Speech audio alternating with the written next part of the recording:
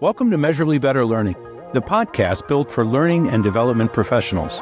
Whether you're an instructional designer, L&D professional, or corporate leader, get ready for insights and ideas that will transform your approach to learning, training, and development. So let's dive in. Welcome, everybody, to the Measurably Better Learning podcast. We are, I'm excited for two reasons. One, of course, is anytime I get to have a conversation with Miriam. But today we are adding in Lana Jobson. Mm-hmm. And Lana and I and Miriam have worked together in some combination for probably more than 10 years. It's been a while, yeah. Yeah. So, Lana, would you give a little introduction, if you would, please? Sure. Thank you for having me. And I am a project lead instructional designer at Ingenuity. So I work alongside of both of you. And what that means is that not only do I help design learning projects for our clients, but I also provide a little bit of quality control to make sure that what we've designed together with the client is actually implemented in the best way so we have really good quality products. Good. You've done this a long time. I have. You have, and you're really, really good at it. So we're glad. Miriam and I are both glad that you're here. So, well, let's dive right in. Our topic for today is subject matter experts. Again, those of you who are listening most commonly refer to them as SMEs or probably even more commonly SMEs. We're going to talk about how to get the most out of your SMEs. And Lana, honestly, a lot of times people have the SMEs, when they're good, are wonderful, right? They're wonderful sources of information. When they're not, or they're not responsive, or they're late. And so we're going to talk about how to get needed information out of them, and then some practical solutions for this. But let's start with some basic stuff. Let's just lay the groundwork. What is a SME? What, in your mind, what does that mean? I think the ideal SME is someone who has a lot of expertise in the content area. But what is really helpful is if they not only have expertise in the content, they've also applied it within context at that organization. And I think that's really critical because they've learned a lot just by being there. They're often someone who's naturally gifted in that area. Institutional knowledge. Knowledge. Yep. So those are the people that you really want to tap into because they're the ones that are going to shave off a lot of trouble if you can get the right person. Yeah. So that relationship is critical. You would say that the relationship to a SME, and oftentimes it's more than one. I mean, many of the projects we work on, I was involved in one this morning where there are SMEs literally around the world, and each one has a little slice. And it's really, the project that I'm talking about. And it's tricky because they know their slice, but they might not know the slices of other people. Why is it critical to have a good relationship? Well, you want to be able to, let me put it this way. We often say that a SME is like a warehouse of information. And so you have to be able to access that warehouse. And the best way to do that is to start with relationship. Is you're going to need to, both of you, understand what is needed and how to go about that. Yeah. So it's a lot about relationship. And it's quite a bit beyond just you're a SME, I'm an ID. It's fostering that. Good IDs foster those relationships, even outside of when you're asking them questions, right? If you're doing it correctly. So you have a first-time SME. I'm just going to give you a scenario. Okay. You have a first-time SME. They got a head full of knowledge, right? They've got a lifetime, perhaps, full of experience and things that they've done. And you go to meet with them. They know nothing about learning. They don't know They don't know what an instructional designer is. They don't know ADDIE. They don't know any of the process for making this. How do you go about helping them? And how do you get what you need to the top of their list? Because that's a challenge. A lot of the SMEs, of course, because they're SMEs, have people pulling on them from all different directions. How do you get them to say, okay, Lana, I'm 100% focused on you right now? What are some of the tricks of doing that? Well, I think that it's important for you to explain their role because if they've never been one, they need to understand what is expected and even why they were chosen. Just making it clear what their role is and what is expected. But then also explaining to them in very plain terms who the learner is, because they may not know who their audience is. And the better that you can paint the picture of who they're relating to or getting information for. Well, and especially they might be miles above them, right? And not really recognizing that not everybody in the organization has the same level of experience and knowledge that you do. Right. And then if we go back to the image of them being a warehouse, I kind of look at learning objectives as the order slip. Sure. Because some of the ways that it can go wrong is if the SME gives you tons of information, they just tons of information, or they forget what it was like to be a learner, and they'll skip steps that are just intuitive to them. So if you can really help them visualize the learner and the learning objectives, what it is that you're after, use those order slips, then you're on the right track. Have either one of you ever created like a one sheet or an infographic for SMEs to help them, help them understand the learners, but help them understand the process and like what the expectations are? Or do you explain that verbally rather than, through voice rather than in a written document? That's either one of you ever done that? Yeah, we've done both, really. So I know we've done sort of a short PowerPoint presentation. So an interesting thing is that... So a kickoff. You have a kickoff. Yeah, because some SMEs will feel threatened because they don't really understand the role of the instructional designer. So they think maybe you're coming to tell them how to do their job, or why couldn't they just handle this on their own? They don't need you. But if you do a kickoff, you help them understand, I'm here to make your life easier, actually. And honor you for what you know and are able to do. Exactly. Okay. So a kickoff, or even like a one-pager, because sometimes you don't have the luxury of a kickoff, but you can send something via email, like, hey, look this over. Can you please gather these materials? Now you're like ready to go to the very first meeting. Yeah, great. All right. Well, we're going to stop for just a moment. We'll be back with some, Lana, with some more questions for you in part 2. Thank you. Imagine a world where every training session, every learning module, and every translated document is aligned with your company's unique goals and global ambitions. Welcome to Ingenuity, where we don't just talk about elevating your corporate learning, we make it happen. At Ingenuity, we understand the heart of your business is its people. That's why we specialize in creating custom learning solutions and translation services that are not just effective, but are designed specifically for your business's global needs. Let us show you how learning cannot be just better, but measurably better, with solutions tailored just for you.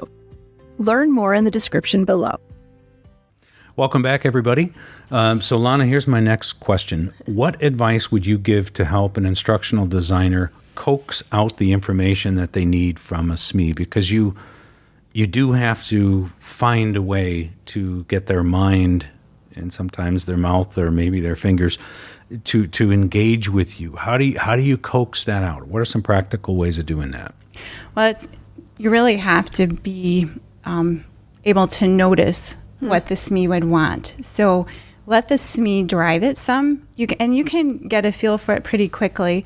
Some people really like to talk, and so it may be a guided interview where you're sitting there asking questions. Are you recording something like that, or are you taking notes? So you're recording and taking notes? Taking notes, yes. Okay. Do you sometimes have a second person taking notes so that you can focus on the conversation? Yeah, that's even better. Yeah. Probably doesn't happen all that much, but it's really, it's really helpful. Yeah, because you do want to take notes, but you can't focus, as you said, on the SME and make the interview comfortable for them if your head's buried and you're writing as fast as or typing as fast as you can. Yeah, and sometimes when you're looking down typing in a computer, it seems like you're not really paying attention to what the person is saying, which is not Saturday honoring. Night Live. I don't know. Maybe it's a Jerry Seinfeld skit. I'm not sure where the car rental place, and they're not listening. Yeah, I have no idea what you're doing. I don't know why we don't want that. It takes this long. So okay. Yeah. Do you find that there's one way, or have you sort of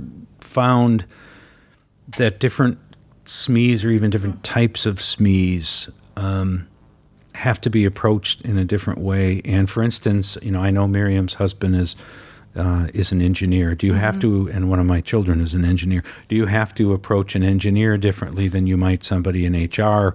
Or a car salesman. Or a car salesman, right. Do you Right. find that you have to apply different tactics to different types of SMEs? Yes, absolutely. So some people, like I said, like to talk.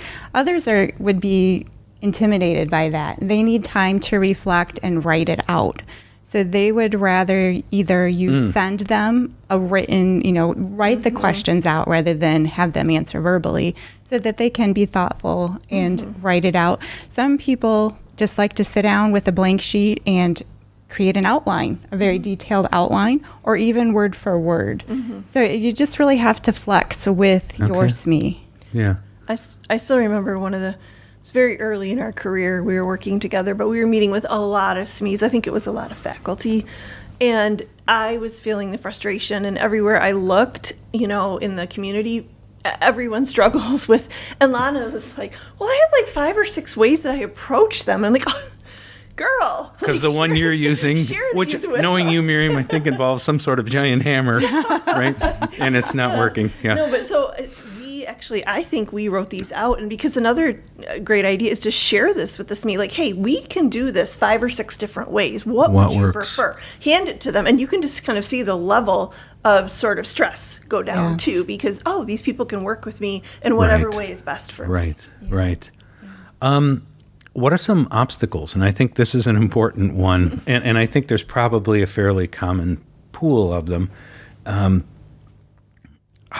So what are some common obstacles? And then sort of a second question. You both have done this long enough where you can start to smell when something is going south, right? Something is like, it's early, but this is not going well. So what are some of the obstacles? Let's start with that question. Well, we already talked briefly that if you have an expert, they're probably very far removed from the learner. Yeah. And so they're giving information that the learner, maybe it's a different generation of workers, that the learner really cannot relate to. So a good solution for that is to couple the experienced, wiser person with someone, a SME, that is relatable. And between the two of them, you can pull together material that is actually going to work for you. Okay. Sometimes there is no SME. Maybe it's a brand new process, Right. a brand new piece of equipment. And in those cases, I think it's just good to be upfront with your client and admit this is probably going to take another review cycle, maybe within 3 months, 6 months, at any rate faster than what you would normally think, because you're just trying to figure it out. Yeah, so the next one's for really both of you. How do you tell when something is starting? What are the early signs that a SME relationship is starting to go badly? I'm not going to, I guess what I would say is that what we've learned is to sort of preempt that by some of these things, but you can usually tell in the first meeting if they're sort of putting up either I'm too busy or I don't, like, what are you doing here again? I don't understand your role, sort of the whole threatened thing. So some of the things we've already talked about actually can lower those, to remove kind of those obstacles. But wouldn't you say timeline is always, like, they're just busy people and getting materials, like, you have to project manage them, really. Like, here's a checklist, I need it by this date, send reminders. You're very good at that. And a lot of times a SME will react well to that because that's how they appreciate it. live. Yeah.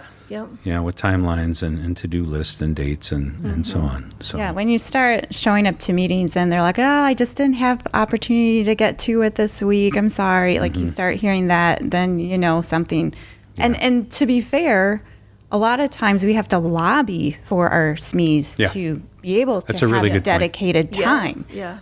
If the organization doesn't see it as valuable and they're just supposed to fit it in somewhere. They have to create some space, and you can be a neutral party to say, hey, if this is going to work, that person needs 3 hours this week to complete it. Right. Well, and I've even seen, like, if that becomes a consistent problem, we have often just said, okay, you know what, we're going to schedule 2 hours, or can you clear one afternoon as opposed to a few Right. hours?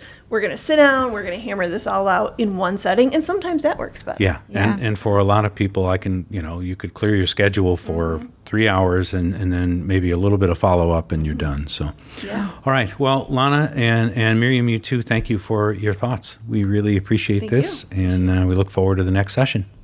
Before we wrap up the show, if you're looking to dive deeper, we've got tons of free downloads, L&D resources, and details about upcoming webinars that you won't want to miss. They're found in the episode description. Plus, if you ever want to chat with either one of us, now's your chance.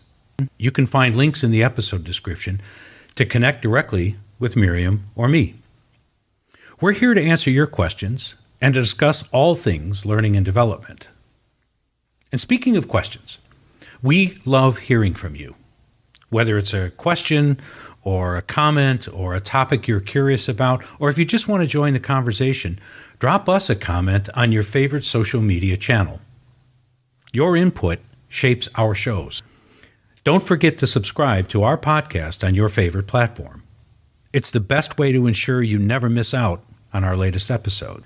We're excited to continue to transform learning into a measurable success with you. Until next time.